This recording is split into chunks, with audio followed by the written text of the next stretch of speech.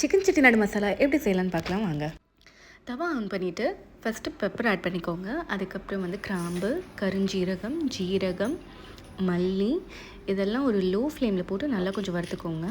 அதுக்கப்புறம் வந்துட்டு காஞ்ச மிளகா, கருவேப்பிலை எல்லாமே வந்துட்டு நல்லா வறுத்ததுக்கப்புறம் உங்களுக்கு ஒரு ஃப்ளேவர்டு ஒரு ஸ்மெல் வரும். அந்த ஸ்மெல் வரும்போது கேஸ் ஆஃப் பண்ணிட்டு அதை மிக்சியில் போட்டு நல்லா கிரைண்ட் பண்ணி ஒரு பவுடர் ரெடி பண்ணிக்கோங்க. மீன்வைல் 2 டொமேட்டோ 2 ஆனியனை வந்துட்டு நல்லா சாப் பண்ணி வச்சுக்கோங்க. நெக்ஸ்ட்டு ஒரு தவா எடுத்துக்கோங்க. அதில் ஒரு 3 ஸ்பூன் ஆயில் ஊற்றிக்கோங்க.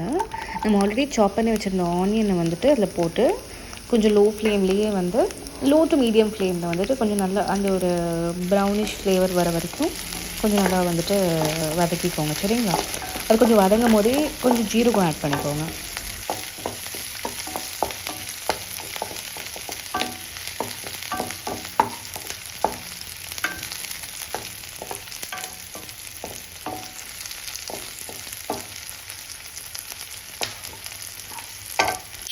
அதில் வந்துட்டு நான் வந்து 2 பச்சை மிளகாய் எடுத்திருக்கேன். அதை கொஞ்சம் நல்லா சாப் பண்ணி அதில் ஆட் பண்ணியிருக்கேன்.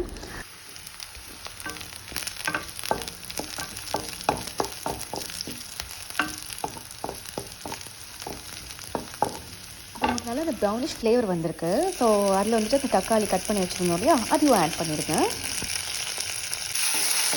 வெங்காயம் தக்காளியும் கொஞ்சம் நல்லா வதங்கணும். இந்த தக்காளி வந்து முழுசாக இருக்கக்கூடாது. கொஞ்சம் நல்லா வதங்கி இருக்கிற மாதிரி இருக்கிற ஸ்டேஜில் தான் நம்ம சிக்கன் வந்து ஆட் பண்ணணும். ஸோ மீன்வைல் நான் வந்துட்டு சிக்கன் கழுவிடலாம் அப்படின்னு சொல்லிட்டு மஞ்சள் போட்டு கொஞ்சம் கழுவி ரெடி பண்ணி வச்சுட்டேன். இந்த 1/2 kg சிக்கனையும் இப்போ வந்துட்டு நம்ம ஆட் பண்ணுறோம். ஸோ மீன்வைல் நம்ம ஆல்ரெடி ஒரு மசாலா ரெடி பண்ணி வச்சுருந்தோம் இல்லையா, அந்த பவுடரையும் வந்துட்டு நம்ம இதில் வந்துட்டு ஆட் பண்ணுறோம்.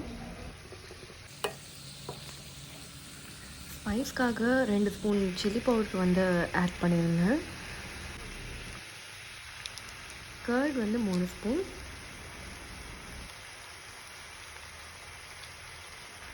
ஜிஞ்சர் கார்லிக் பேஸ்ட் 2 ஸ்பூன், உப்பு 1 ஸ்பூன், ஒரு 1/2 கப் தண்ணி மட்டும் ஆட் பண்ணிவிட்டு லிட்டு க்ளோஸ் பண்ணி நான் ஒரு மீடியம் ஃப்ளேமில் வச்சுருந்தேன்.